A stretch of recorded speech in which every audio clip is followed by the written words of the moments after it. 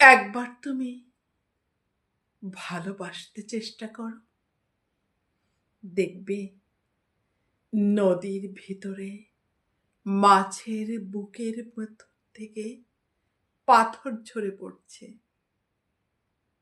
পাথর, পাথর, পাথর। আর নদী, সমুদ্রের জল, নীল পাথর লাল হচ্ছে, লাল পাথর নীল। একবার তুমি ভালোবাসতে চেষ্টা করো, বুকের ভেতরে কিছু পাথর থাকা ভালো।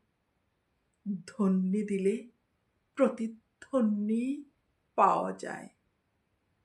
সমস্ত পায়ে হাঁটা পথই যখন পিচ্ছিল, তখন ওই পাথরের পাল একের পর এক বিছিয়ে দাও।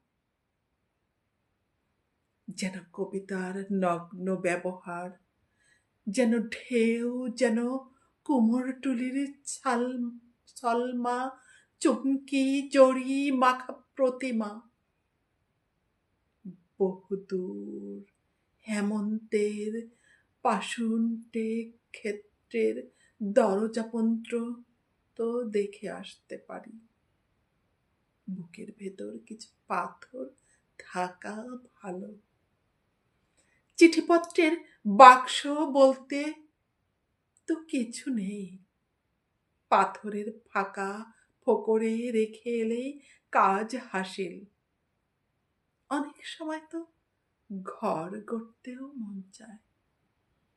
মাছের বুকের পাথর ক্রমেই আমাদের বুকে এসে জায়গা করে নিচ্ছে।